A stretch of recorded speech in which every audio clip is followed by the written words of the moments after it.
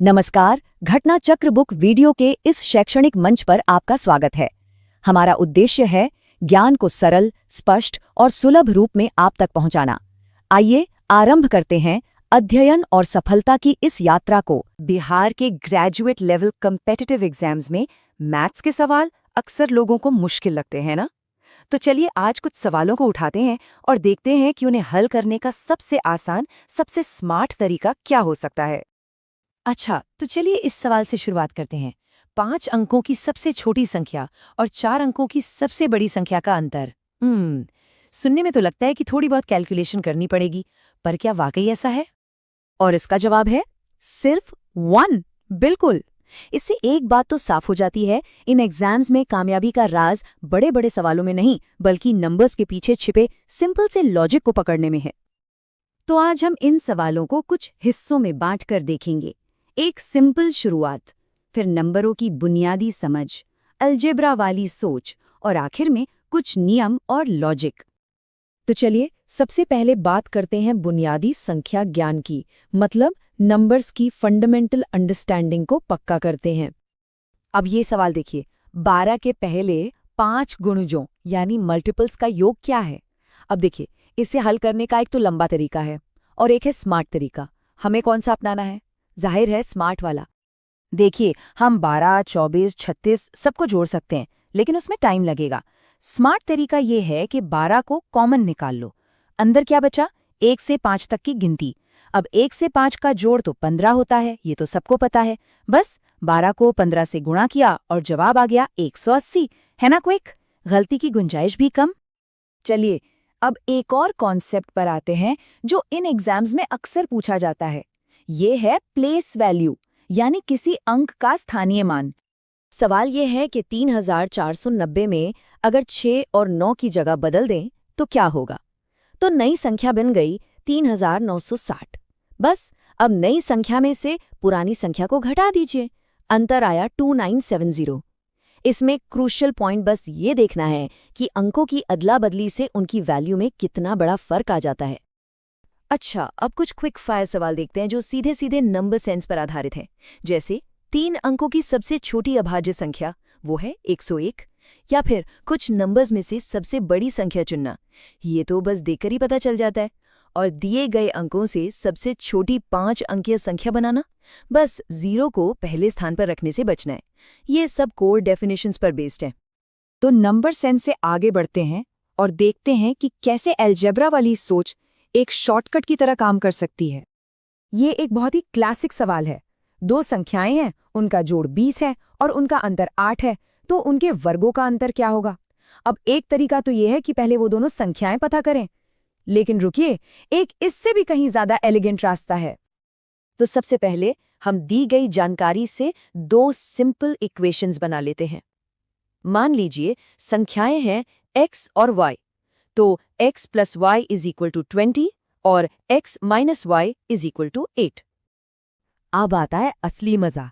Algebra की एक बहुत ही मजेदार आइडेंटिटी है, a² - b² वाली।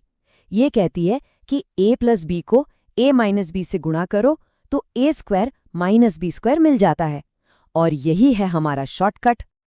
तो बस हमें अपने दोनों इक्वेशंस को गुणा करना है।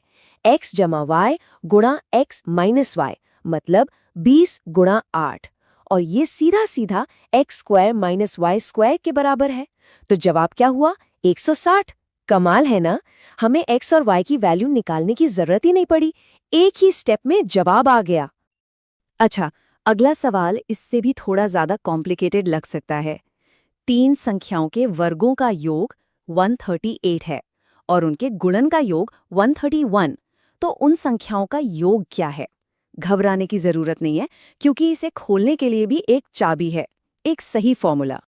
इसका पूरा हल एक फॉर्मूले पर टिका है, x + y + z का होल स्क्वायर। ये होता है x² + y² + z² + 2 गुणा xy + yz + zx। अब हमारे पास दोनों हिस्सों की वैल्यू है, बस उन्हें फॉर्मूले में डालिए। 138 + 2 गुणा 131, ये हुआ 400। तो x + y + z का स्क्वायर हुआ 400, मतलब x plus Y plus Z हुआ 20। सिंपल। और अब हमारे आखिरी सेक्शन में हम देखेंगे वो सवाल जो खास नियमों और सिस्टमैटिक लॉजिक पे टिके होते हैं। अब इस सवाल को देखिए, 648 मल्टीप्लाइड बाय 458, ये संख्या 11 से कब विभाजित होगी अगर इंटू की जगह सबसे छोटी संख्या रखनी हो। इसमें अंदाज़ा तो बिल्कुल नहीं लगा सकते। इसके लिए आपको 11 से डिविजिबिलिटी का नियम पता होना ही चाहिए। तो पहले नियम क्या है वो देख लेते हैं। नियम ये है कि विषम यानी ऑड पोजीशंस पर जो अंक हैं उनका जोड़ और सम यानी इवन पोजीशंस पर जो अंक हैं उनका जोड़, इन दोनों का अंतर या तो 0 हो या 11 का कोई मल्टीपल। तो चलिए इस नियम को लगाते हैं। ऑड पोजीशंस के अंकों का जोड़ 6 + 8 + 4 + 8, ये हुआ 26। इवन पोजीशंस के अंकों का जोड़ 4 + स्टार + 5, ये हुआ 9 + स्टार। अब इनके अंतर को 11 के बराबर रख देते हैं, तो 26 - 9 + स्टार हुआ 11। इसे सॉल्व किया तो स्टार की वैल्यू आ गई 6। हो गया हल।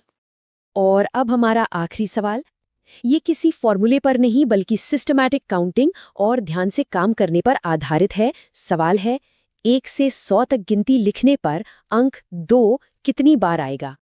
देखिए, इसमें गलती होने की बहुत गुंजाइश है, तो इसे तोड़ने का सबसे अच्छा तरीका है, पहले गिनते हैं कि 2 इकाई के स्थान पर यानी यूनिट्स प्लेस पर कितनी बार आता है। 2, 12, 22 से 92 तक, ये हुआ 10 बार। फिर गिनते हैं कि 2 दहाई के स्थान पर यानी टेंस प्लेस पर कितनी बार आता है।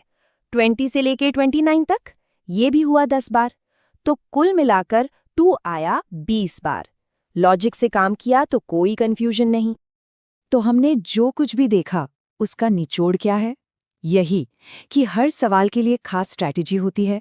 कहीं पैटर्न पहचानना होता है तो कहीं अलजेब्रा का शॉर्टकट काम आता है, कहीं कोई खास नियम याद रखना पड़ता है तो कहीं बस सिस्टमैटिक लॉजिक से काम बन जाता है। सफलता इसी में है कि सही सवाल के लिए सही रणनीति पहचानी जाए। तो इन एग्जाम्स की तैयारी करते हुए बस एक सवाल हमेशा दिमाग में रखना चाहिए, सही जवाब तक पहुंचने का सबसे तेज रास्ता कौन सा है? क्योंकि असली परीक्षा तो इसी बात की है, एक्यूरेसी के साथ साथ स्पीड की।